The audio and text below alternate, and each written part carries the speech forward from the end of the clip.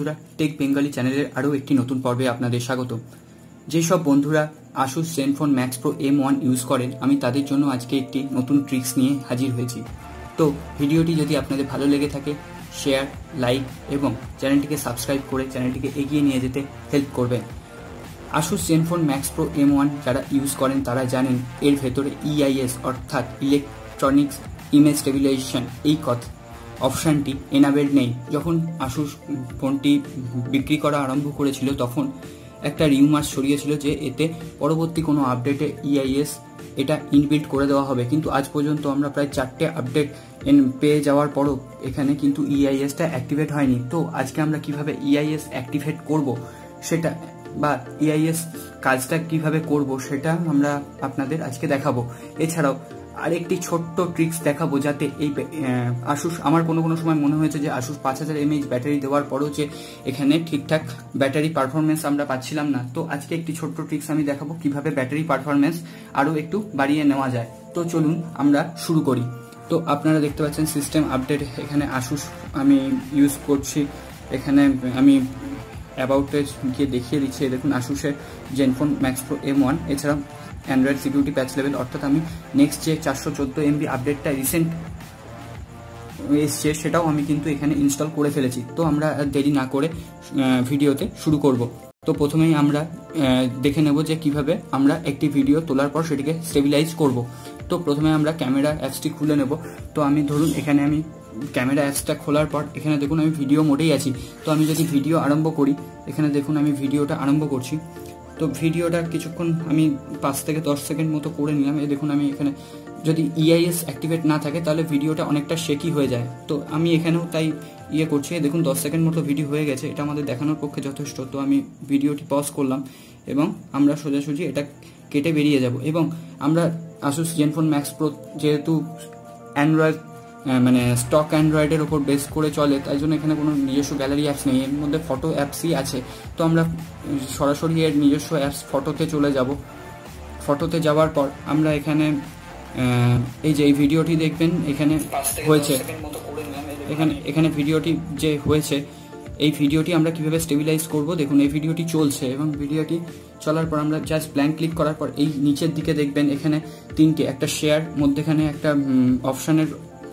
Option এসছে এবং লাস্টে ডিলিটের অপশান। আমরা জাস্ট মধ্যখানের অপশানটা ক্লিক করলেই দেখবেন এইখানে আপনার ঠিক বাঁ দিকে স্টেবিলাইজ ও ডান দিকে একটা রোটেট বলে অপশান আসছে। আমরা যদি জাস্ট স্টেবিলাইজ অপশানে ক্লিক করি এবং এটা দেখুন ভিডিওটি স্টেবিলাইজ হয়ে যাবে। তো এটা এই অপশানটা কাজ করতে কিছুক্ষণ টাইম লাগবে এই ভিডিওটি স্টেবিলাইজ হতে। এবং আমি ভিডিওটি করে দেখেছি, তো ভিডিওটি স্টেবিলাইজ হয়ে বেশ ভালো, ভিডিওটির কোয়ালিটি বেশ ভালো হয়ে যায়। এবং এখানে কিন্তু যে শেকি ভাব, EIS ছাড়া যে শেকি ভাবটা আসে সেটা কিন্তু অনেকাংশেই কমে যায়। দিয়ে আমরা জাস্ট সেভ বাটনে ক্লিক করবো। এইখানে দেখুন সেভ বাটন আছে, এই সেভ বাটনে আমরা ক্লিক করব। তো ভিডিওটি সেভ হতেও কিছুক্ষণ টাইম লাগবে। তো ভিডিওটি সেভ হয়ে গেলে আমরা কিন্তু বেশ ভালো একটি ইমেজ স্টেবিলাইজেশন মানে সমেত একটি ভিডিও পাবো। এবং যারা ইউটিউবার তাদের জন্য কিন্তু এটা বেশ কাজে লাগবে, বা যারা ভিডিও তুলতে বেশি পছন্দ করেন তাদের জন্য কিন্তু বেশ এটা উপকারী একটি ট্রিক্স। এরপরে আসবো আমরা ব্যাটারির কথায়, আমরা কিভাবে ব্যাটারি পারফরমেন্সটা বাড়িয়ে দেব। তো আমরা প্রথমেই সেটিংসে চলে যাব। তো আমরা এমনিতেই 5000 mAh ব্যাটারিতে প্রায় 5000 mAh ব্যাটারিতে প্রায় 8 থেকে 10 ঘন্টা স্ক্রিন অন টাইম পেয়ে যাই। তো আমরা আরও কিভাবে, এটা আমি ইউজ করে দেখেছি যে এই ট্রিক্সটি ইউজ করার আগে 8 ঘন্টা 40 মিনিট স্ক্রিন অন টাইম পেতাম, কিন্তু এই ট্রিক্সটি ব্যবহার করে আমি 10 ঘন্টা 13 মিনিট স্ক্রিন অন টাইম পেয়েছি। তো আমরা জাস্ট সিস্টেমে চলে যাব। সিস্টেমে গিয়ে এইখানে দেখুন আপনাদের যাদের ডেভেলপার অপশানটা অন করা নেই তাদের কিন্তু ডেভেলপার অপশানটা অন করতে হবে। তো আমি ডেভেলপার অপশানটা আমার অফ করে রেখেছি। তো কীভাবে অন করব আমি দেখে নিই। জাস্ট এখানে যাব, সেটিংসে যাওয়ার পর সেটিংসে সিস্টেমে আসবো। সিস্টেমে এসে আমি অ্যাবাউট ফোনে আসবো। অ্যাবাউট ফোনে এখানে দেখবেন বিল্ড নাম্বার বলে একটি অপশান আছে, এখানে আমি 7 বার ক্লিক করব। 7 বার ক্লিক করার পরই এখানে প্যাটার্ন চাইবে, আমি প্যাটার্নটা দিয়ে দেওয়ার পরে আমার এখানে ডেভেলপার অপশান, এই যে you are now a developer একটা অপশান দেখবেন চলে এসছে। আমি জাস্ট ব্যাক করার পরেই দেখবেন এইখানে একটা নতুন অপশান ক্রিয়েট হয়েছে, ডেভেলপার অপশান। আমাদের জাস্ট ডেভেলপার অপশানে ক্লিক করতে হবে এবং একদম নিচের দিকে চলে আসতে হবে। এবং একদম নিচের দিকে চলে আসার পর আপনারা এখানে একটি অপশান দেখবেন যে ব্যাকগ্রাউন্ড প্রসেস লিমিট। এই ব্যাকগ্রাউন্ড প্রসেস লিমিটকে এটা স্ট্যান্ডার্ড লিমিট করা আছে, এটা নো ব্যাকগ্রাউন্ড প্রসেস করে দিতে হবে। এই নো ব্যাকগ্রাউন্ড প্রসেস করলে আপনার যে অ্যাপসগুলো ব্যাকগ্রাউন্ডে অটোমেটিক্যালি চলছিল সেই অ্যাপসগুলো কিন্তু কিল্ড হয়ে যাবে, এবং সেই অ্যাপসগুলো নষ্ট হয়ে যাওয়ার পর আপনার ব্যাটারি পারফরমেন্স কিন্তু বেশ অনেকটা বেড়ে যাবে।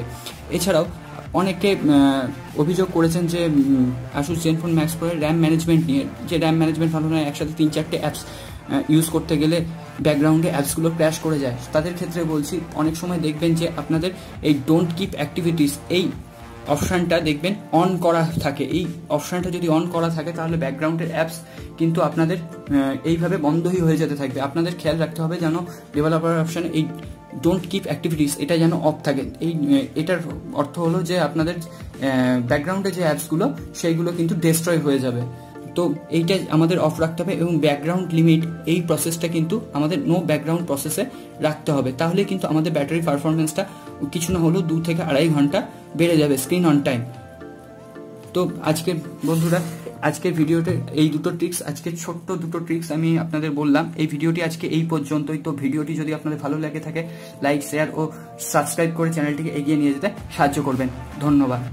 আবার দেখা হবে পরের ভিডিওতে।